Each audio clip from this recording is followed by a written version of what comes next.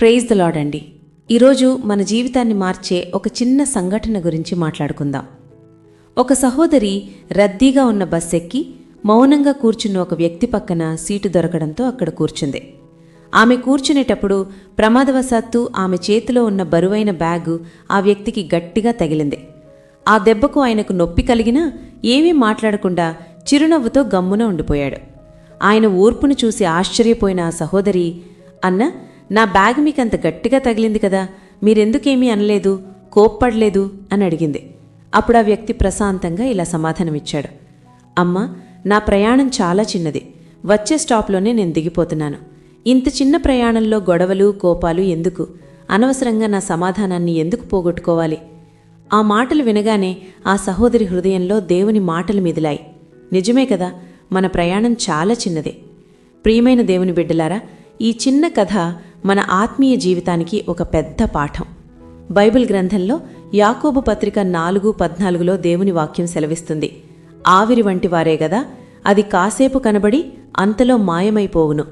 అవును, ఈ భూమి మన శాశ్వత నివాసం కాదు, మనం పరలోక యాత్రికులం.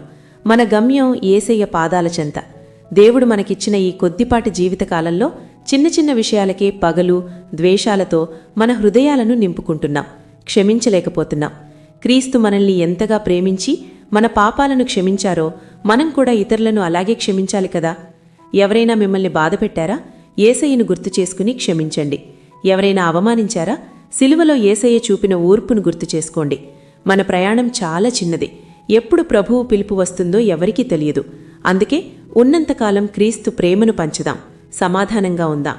అనవసరమైన గొడవలు మనస్పర్ధల కోసం మన ఆత్మీయ శాంతిని పోగొట్టుకోవద్దు. ఆ వ్యక్తి బస్సు దిగినట్టే మనం కూడా ఏదో ఒకరోజు ఈ లోకాన్ని విడిచి వెళ్ళాలి. అప్పుడు మనతో వచ్చేవి ఆస్తులు కాదు, మనం చూపిన ప్రేమ, మనం చేసిన దేవుని సేవ మాత్రమే. కాబట్టి ఈరోజే నిర్ణయించుకుందాం, నా ప్రయాణం చిన్నది, నేను అందరినీ ప్రేమిస్తాను, క్షమిస్తాను. ఈ మాటలు మీ హృదయాన్ని తాకాయా? అయితే ఒక్క లైక్ చేయండి. ముఖ్యంగా ఈ చిన్న జీవిత ప్రయాణంలో ఇతరులను క్షమించడానికి, ప్రేమించడానికి మీరు సిద్ధంగా ఉంటే ఏమెన్ అని కింద కామెంట్స్లో తెలియచేయండి. మీ ఒక్క కామెంట్ మరొకరికి దేవుని ప్రేమను గుర్తు చేయవచ్చు.